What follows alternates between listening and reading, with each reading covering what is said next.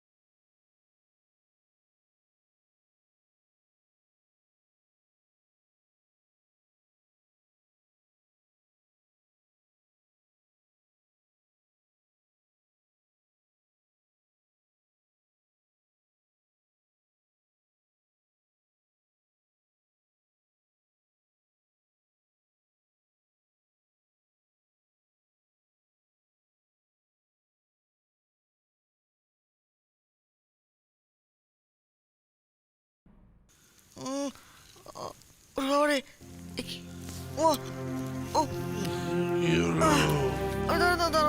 দাঁড়া, আমার সিটটা টেনে ধরেছে গো। পাটা সোজা করতে পারছি না, সিট টেনে ধরেছে। খুব ব্যথা করছে। হ্যাঁ, একটু পদসেবা করে দেবো? কি না, পাটা টিপে দি। আগেও তো পা টিপে দিয়েছি। না না, কিছু করতে হবে না। আমি বরঞ্চ ওই বসার ঘরে গিয়ে একটু হাঁটাহাঁটি করি, মনে হয় ঠিক হয়ে যাবে।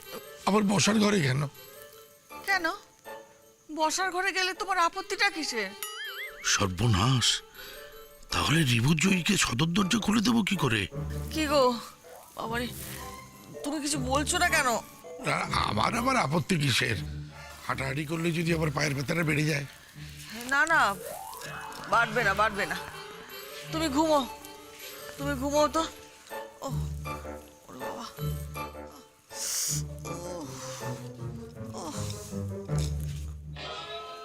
যেখানে বাঘের ভয় সেখানে সন্ধ্যা হয়।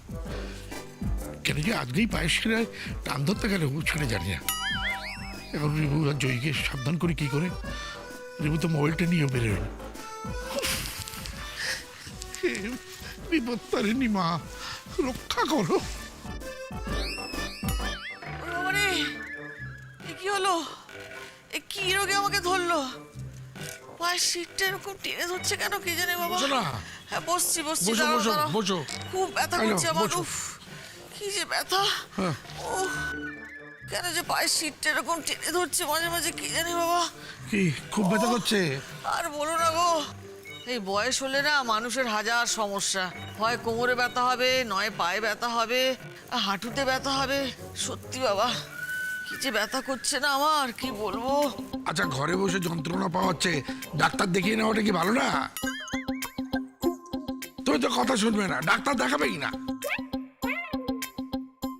দাও, লাইটটা জ্বালিয়ে দি। কি তুমি আলো জ্বালছো কেন বলো তো?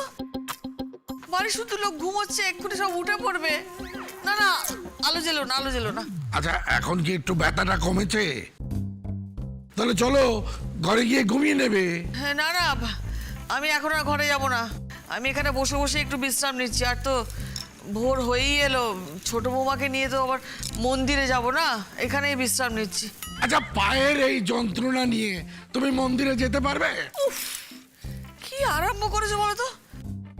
কেন চিৎকার করছো কেন বলো তো? আস্তে কথা বলতে পারছো না? এইখানে চিৎকার করছি কি আর সাদে রিবুজয়ী ঢুকতে গিয়ে যাতে আমার গলা পেয়ে সাবধান হয়ে যায় সেই কারণেই তো করা।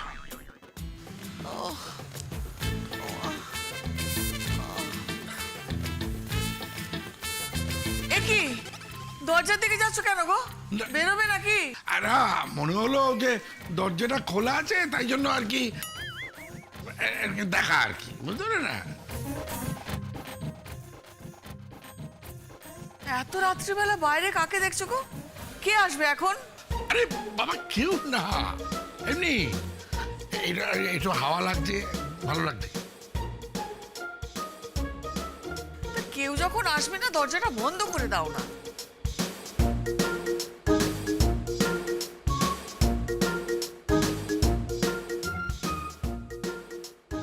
এখানে বসে কথা বলতে থাকি যাতে রিবু আর ছোট বৌমা বাইরে থেকে বুঝতে পারে যে আমরা এই ঘরে যে বুঝলে কাবেরী, তোমার কিন্তু এবার ডাক্তারটা দেখিয়ে নেওয়া দরকার, বুঝলে? আরে বাবা তুমি এত জোরে কথা বলছো কেন বলো তো? আমি কি অনেক দূরে আছি? বাড়ি শুধু লোক ঘুমোচ্ছে না? উফ, একটু বক বক করো না তো, ভাল লাগছে না আমার তোমার বকর বকর শুনতে। চুপ করো। না আমি এমনি বললুম আর কি। আবার চিৎকার করছো তুমি। আচ্ছা বাবু, বাবা বুঝবেন কি করে আমরা এসে গেছি? ফোনটা নিয়ে বেরোলে ভালো হতো। জয়, বাবা আমাকে বলেছিল 3:40 থেকে 45 নাগাদ দরজাটা খুলে রাখবে। একবার হালকা নক করে দেখি।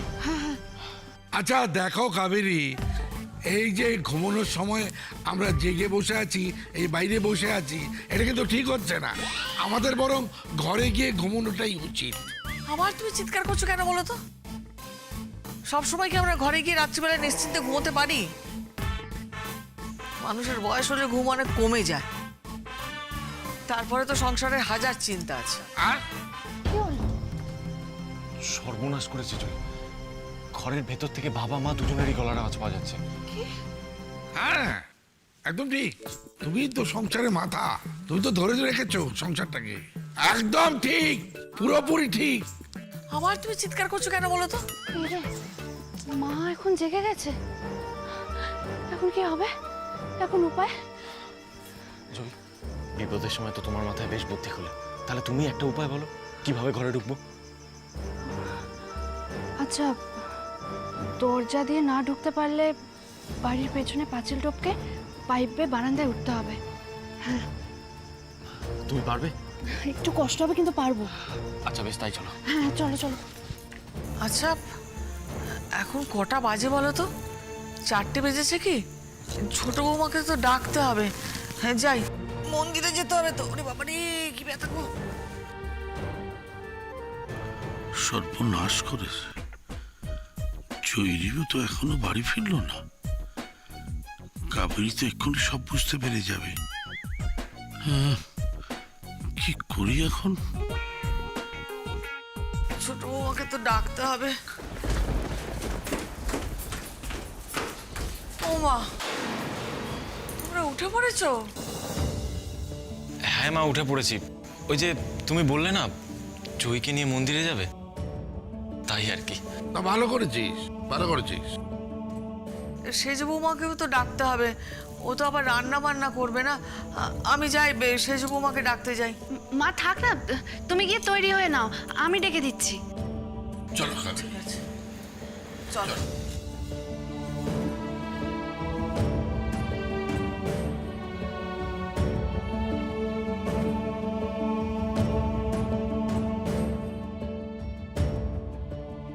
জয়, আজ কিন্তু তোমার খুব কষ্ট হবে, একটু ঘুমোতে পারলে না। এ তুমি কি বলছো? মন্দিরে পুজো দিতে যেতে হবে, এখন কি আমার ঘুমানোর সময়? আমার কোনো কষ্ট হবে না। কিন্তু বাদবাবু, আমি কিন্তু তোমাকে বারবার করে বলেছিলাম আমাকে আবার ফুটবলের দিকে ঠেলে দিও না। মায়ের যখন এত আপত্তি, মায়ের কথা অমান্য করলে জয়, মা- আমি তোমায় কথা দিচ্ছি, তোমার ফুটবল খেলানোর পারমিশন নেওয়ার দায়িত্ব মায়ের থেকে আমার। তুমি যদি এখন ঠিক করে প্র্যাকটিস না করো তাহলে টিমে কি করে চান্স পাবে? হয়তো ভবিষ্যতে মা যখন তোমাকে ফুটবল খেলার পারমিশন দিয়ে দেবে তখন তুমি ভালো খেলতে পারবে না। তখন তাই বলছি, এই কটা দিন একটু প্র্যাকটিস করো, একটু কষ্ট করো প্লিজ। বাবু, ফুটবলের জন্য কোনো কষ্টই আমার কাছে কষ্ট নয়। তুমি যখন চাইছো আমি ঘরও যেমন করে সামলাবো, আমি বাইরেটাও ঠিক তেমন করেই সামলাবো।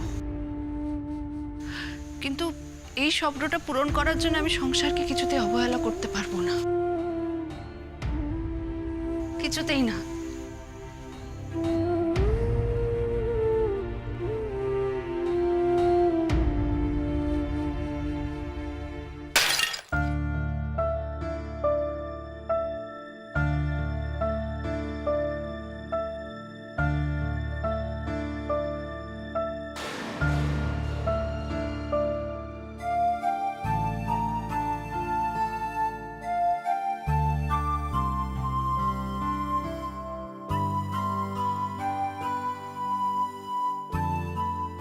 জয়, কি করলে তুমি? এটা এটা এটা ভেঙে ফেললে?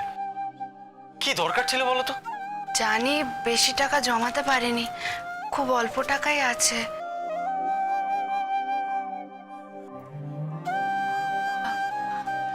এখন আমাদের অনেক বেশি টাকার দরকার, আমি জানি, কিন্তু অল্প টাকা হলেও টাকা তো জরুরি, বলো? জয়, টাকা তো সবসময় সবার কাছেই জরুরি হয়। জানো তো বাবু, আজকে আমি মন্দিরে ঠাকুরের কাছে আমাদের সব সমস্যার কথা বলেছি। তুমি দেখো, ঠাকুর ঠিক আমাদের সমস্যার সমাধান করবে।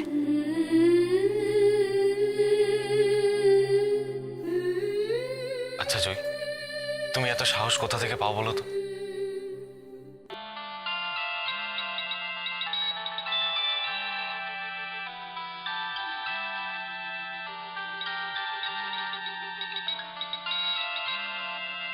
এটা আবার কার নাম্বার?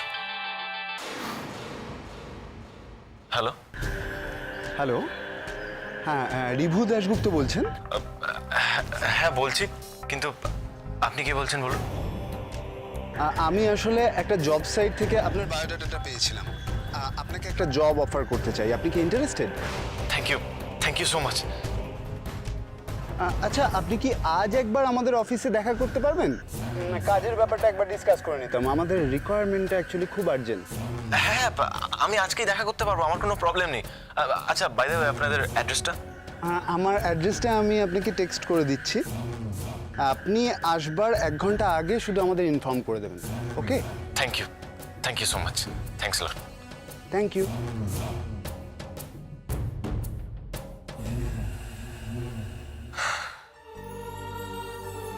কি হয়েছে বাবু? জয়, একটা চাকরির অফার পেয়েছি। ঠাকুরকে ডাকো, চাকরিটা যেন আমার হয়ে যায়। হবে, নিশ্চয়ই হবে বাবু, নিশ্চয়ই হবে।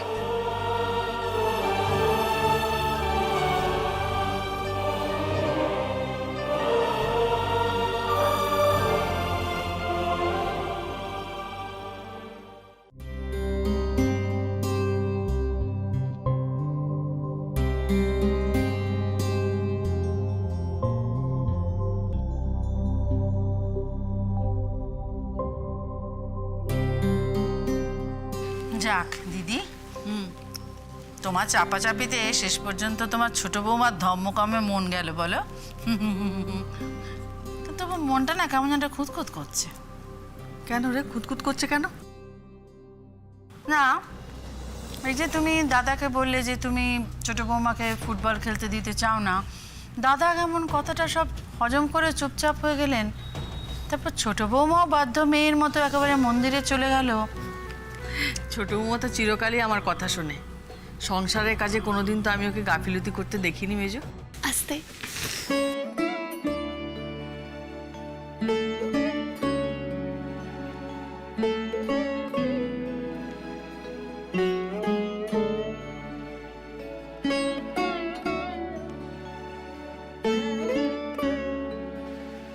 সেজো বৌমা, হ্যাঁ মা, বলছি যে এই ফুলটা একটু অগ্নির মাথায় ছুঁয়ে দাও তো।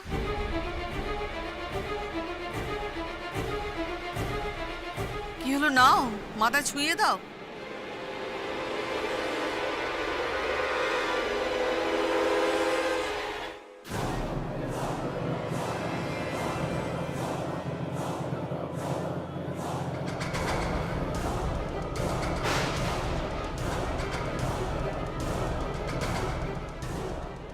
হুমকি চিঠি, বিপদের ঘটঘটা বাড়ির মাথায়, তার মধ্যে ইরাবতী কলঙ্ক লুকায়।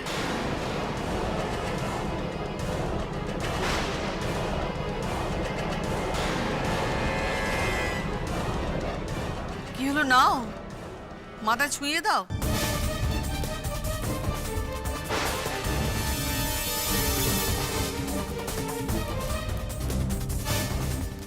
ও কি করছে যে বৌমা? তোমার হাত এমন কাঁপছে কেন গো?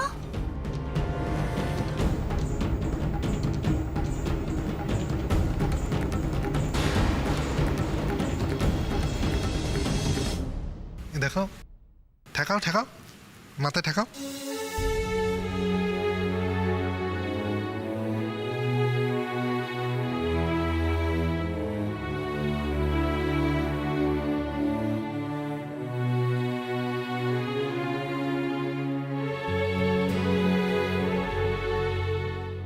মা, বেরোচ্ছি, একটু তাড়া আছে। তুমি কিন্তু বেরিয়ে কিছু একটা খেয়ে নিও। আমি খেয়ে নেব। মা, আসছি।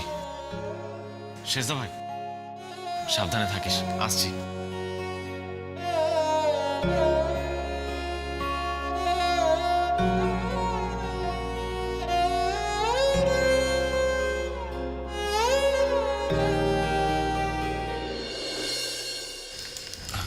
এক্সকিউজ মি, আমাকে এখান থেকে ইন্টারভিউয়ের জন্য ডাকা হয়েছিল। আপনার নাম? রিবু দাশগুপ্ত। স্যার, রিভু দাশগুপ্ত নামে একজন ইন্টারভিউর জন্য এসছে। Okay sir. সোজা গিয়ে বাঁদিকে আমাদের বসের চেম্বার, আপনি ওখানে চলে যান। Thank you so much. Okay. Sir, আসবো? ও প্লিজ আসুন, বসুন। Thank you sir.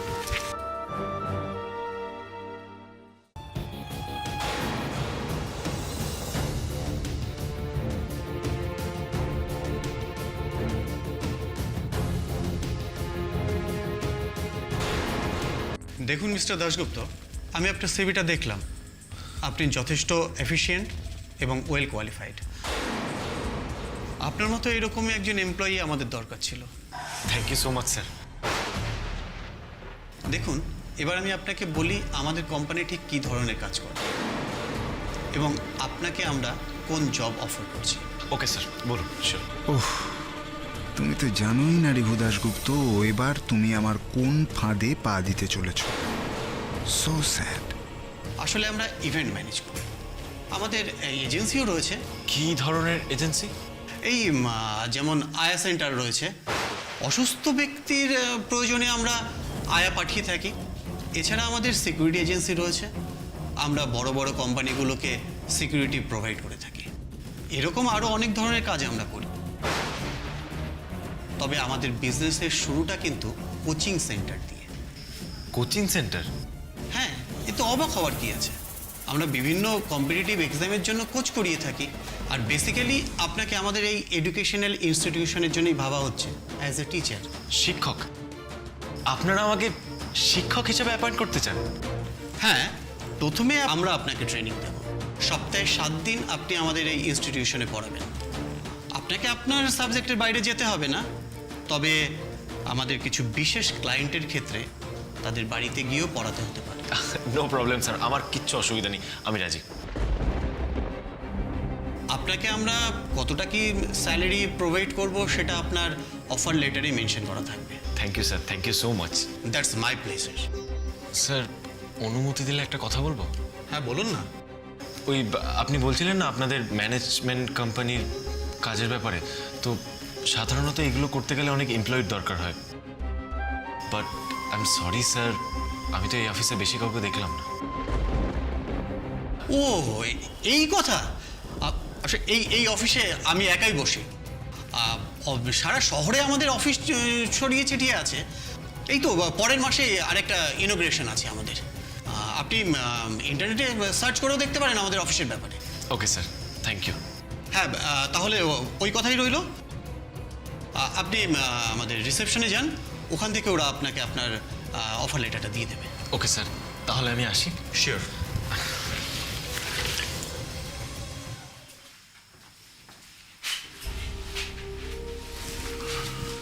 কি হলো দাদা, আপনি ঠিক যেমন যেমন বলেছিলেন আমি ঠিক তেমনই অভিনয়টা করেছি তো? ইন্টারনেটে আমাদের ওয়েবসাইটের বিষয় সার্চ করবার আইডিয়াটা কে দিতে বলেছিল? আমি বলেছিলাম। আবার আমাকে দাস অ্যান্ড দত্ত ম্যানেজমেন্ট নামে একটা ওয়েবসাইট খুলতে হবে। উফ, সরি দাদা, আসলে ছেলেটা এমনভাবে জিজ্ঞাসা করলো, ওটা আমার মুখ থেকে বেরিয়ে গেছে ভুল করে।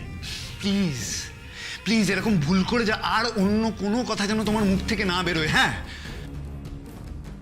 শোনো, এখন রোজ এই অভিনয়টা চালিয়ে যাবে, অফিসে এসে বসবে, আর এক শার্ট পরবে না, কয়েকটা নতুন শার্ট কিনে নিও। রিভু সন্দেহ করতে পারে। আচ্ছা, ওই ছেলেটা কি আবার অফিসে আসবে? খবরাখবর নিতে আসতেই পারে। কিন্তু দাদা বলছি কি, এবার কি আপনি আবার নতুন কোচিং সেন্টার খুলবেন নাকি? এটা ছিল একটা টোপ। রিভু দাশগুপ্ত হন্যে হয়ে কাজ খুঁজছে। এই টোপটা আমি না ফেললে কে ফেলতো বলো? মাছটা সবে টোপটা গিলেছে, ও ভাবতেই পারছে না ওকে খেলিয়ে খেলিয়ে কোথায় নিয়ে গিয়ে ফেলবো।